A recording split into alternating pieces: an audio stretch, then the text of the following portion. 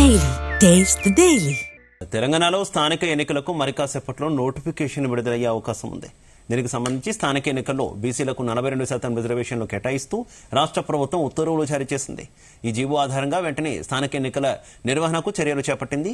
బీసీలకు 42% రిజర్వేషన్ అంశం తెలియజేయడంతో పాటు వచ్చే 15 నుంచి 18 రోజుల్లో ఈ ఎన్నికలు నిర్వహించాలని ఆదేశిస్తూ రాష్ట్ర ఎన్నికల కమిషనర్కు ప్రభుత్వం లేఖ పంపినట్టు తెలుస్తోంది.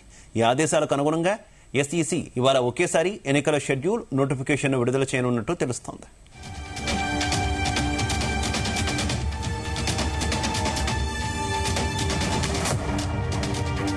ఇదే అంశానికి సంబంధించి మరింత సమాచారం రాష్ట్ర ఎన్నికల సంఘం కార్యాలయం నుంచి మా బ్యూరో చీఫ్ నరేందర్ లైవ్ ద్వారా అందిస్తారు. నరేందర్.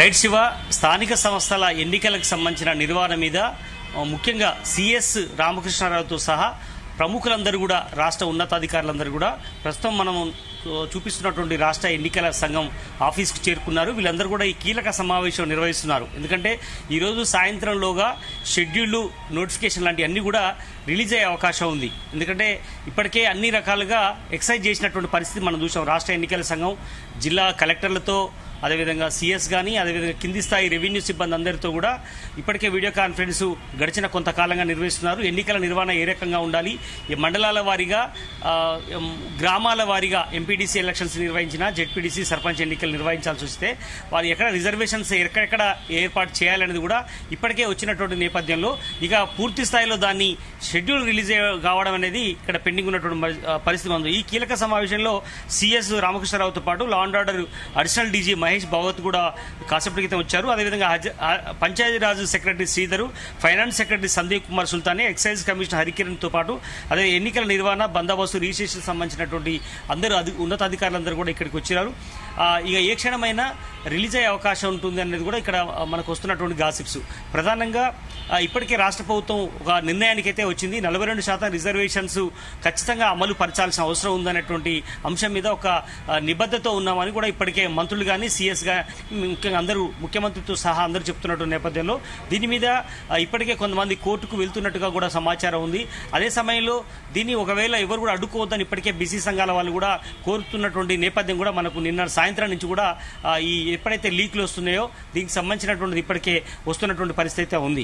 అయితే ఇప్పుడున్నటువంటి పరిస్థితుల్లో దామాషా ప్రకారం ఖచ్చితంగా 60% బాగా బీసీ జనాభా ఉంది అన్నటువంటి విషయాన్ని బీసీ సంఘాలు కావచ్చు, బీసీ ఇంటెలెక్చువల్స్ కావచ్చు చెప్తున్నటువంటి మాట. మన గతంలో మనం సర్వే చేసినటువంటి సందర్భంలో కూడా, రాష్ట్ర ప్రభుత్వం సర్వే చేసిన సందర్భంలో కానీ, అంతకంటే ముందు ప్రభుత్వాలు సర్వే చేసిన సందర్భంలో కూడా ఖచ్చితంగా 60% దాకా బీసీ జనాభా ఉంది. కనుక అందుకు అనుగుణంగానే 42% ఖచ్చితంగా ఇచ్చి తీరాలి అనేది కూడా ఉంది.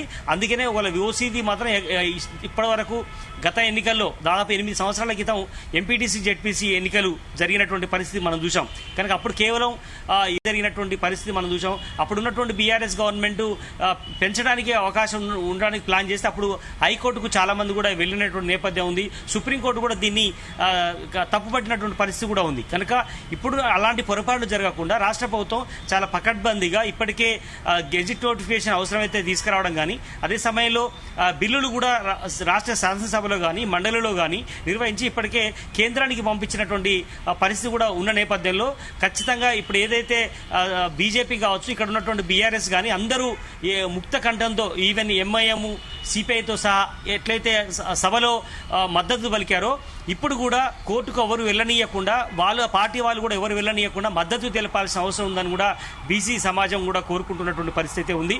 బట్ అంతిమంగా ఇప్పుడు ఒకవేళ ప్రభుత్వం ఎలాంటి నిర్ణయం తీసుకున్నా కూడా, అంటే ముఖ్యమంత్రి కావచ్చు, లేదంటే రాష్ట్ర సంబంధించినటువంటి ఉన్నతాధికారులు ఏ నిర్ణయం తీసుకున్నా కూడా పాలనకు సంబంధించినటువంటిది ఎలాంటి ఇబ్బంది కలగకుండా షెడ్యూల్ ఏ రకంగా ఉండాలన్న దాని మీద ఇప్పుడు కీలక సమావేశం అయితే జరుగుతుంది.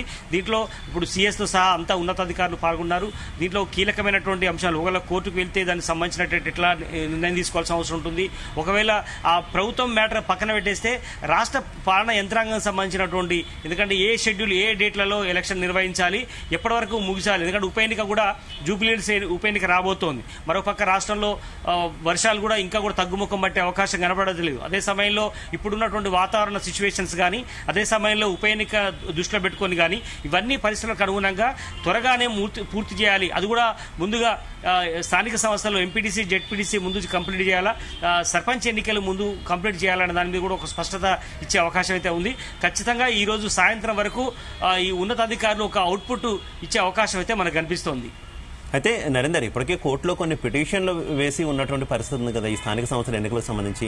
మరి కాసేపట్లోనే నోటిఫికేషన్ అంటున్నారు. ఒకవేళ నోటిఫికేషన్ వస్తే కోర్టులో ఉన్న పిటిషన్ల నేపథ్యంలో ఏమైనా మళ్ళీ అవాంతరాలు ఏర్పడే అవకాశం ఏమైనా ఉందా?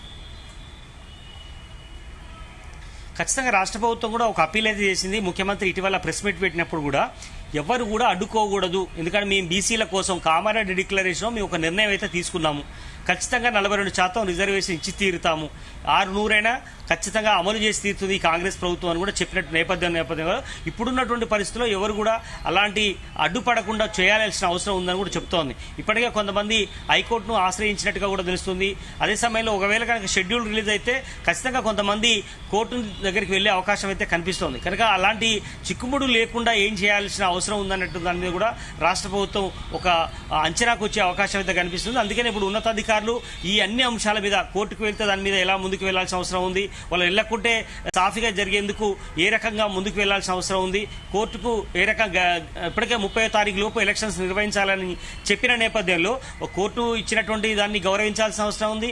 అదే సమయంలో చట్టసభలు ఇప్పటికే తీర్మానం చేసి పంపించినటువంటి అంశం మీద కూడా రాష్ట్ర ప్రభుత్వం కట్టుబడి ఉన్న నేపథ్యంలో అనుగుణంగా వేయాల్సిన అవసరం ఉంది. ఇప్పటికే అదే సమయంలో ఎలక్షన్ సంబంధించినటువంటి ఓటర్ జాబితా కావచ్చు, అదేవిధంగా దాని స్క్రూటీ కానీ, రాజకీయ పార్టీలను పిలిపించి మాట్లాడడం కానీ ఇదంతా కూడా కలెక్టర్ల ఆధ్వర్యంలో ఇప్పటికే చేసి ఉన్నారు కనుక ఇప్పుడు కేవలం ఎలక్షన్ పెట్టడం ఒకటే, షెడ్యూల్ రిలీజ్ చేయడం ఒకటే మిగిలిపోయిన నేపథ్యంలో అందుకు అనుగుణంగా అన్ని వాతావరణాన్ని ఇప్పుడు క్రియేట్ చేసే ప్రయత్నం అయితే చేస్తుంది. అందుకని ఉన్నతాధికారులు దీనికి సంబంధించినటువంటి ఒక నిర్ణయాన్ని తీసుకొని ముఖ్యమంత్రికి అవుట్కమ్ ని అందజేస్తారు.